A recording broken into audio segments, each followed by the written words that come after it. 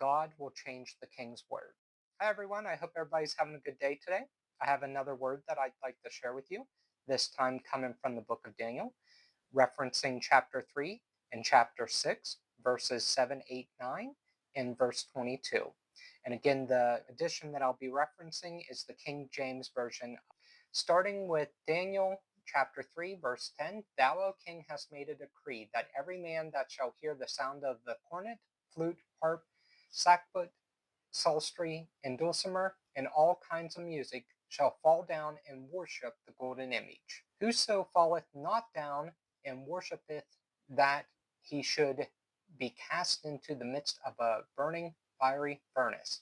Then Nebuchadnezzar spake and said, Blessed be the God of Shadrach, Meshach, and Abednego, who hath sent his angel and delivered his servants that trusted in him, and have changed the king's word, and yielded their bodies, that they might not serve nor worship any god except their own God. So I jump between the verses there, but the Bible shares that Nebuchadnezzar created a golden image and demanded that everybody bow down and worship this image. But Shadrach, Meshach, and Abednego purposed in their heart that they would not bow down to this image, they would serve God and God alone. And it was decreed that if somebody would not bow down, that they would be thrown into the furnace. And Nebuchadnezzar gave them a chance. He said, perhaps you didn't understand. Now, when you're ready, when you hear this music, bow down to the golden image.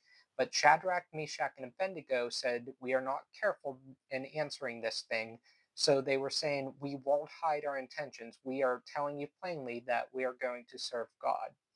And they did not bow down. And Nebuchadnezzar, in his anger, said, bind them and throw them in. And he had the furnace heated hotter than normal. And they were thrown in. The king's decree was that they would be put to death. But God intervened. He changed the king's word.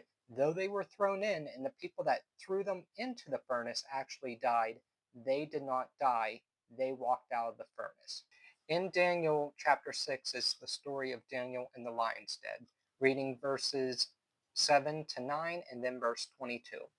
All the presidents of the kingdom, the governors and the princes, the counsellors and the captains have consulted together to establish a royal statute and to make a firm decree that whosoever shall ask a petition of any god or man for 30 days, save of thee, O king, he shall be cast into the den of lions.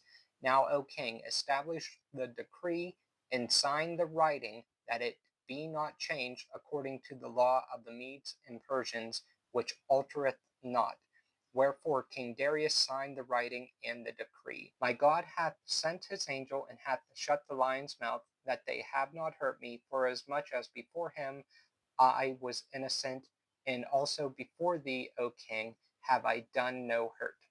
So the story of Daniel in the lion's den shares that Daniel was very prosperous. He was very diligent in his work. He did a good job. He was faithful. The other rulers that were under the king was very jealous of that, and they could find no fault, no wrong in him. The only way they could find a fault is if they went at him through his faithfulness to God. And that's what they did. They had the king sign a decree saying that no man could make a petition to anybody other than the king, not even to a god. So Daniel, being faithful to God, still went to his God daily in prayer. And then the other rulers under the king went to him and said, see, this law that you signed that cannot be altered, Daniel has transgressed it. The king favored Daniel, realizing that he had to sentence Daniel to the lion's den, followed through. But we find the next day when the king went to the lion's den, Daniel was still alive.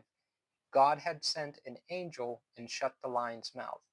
God had changed the king's word.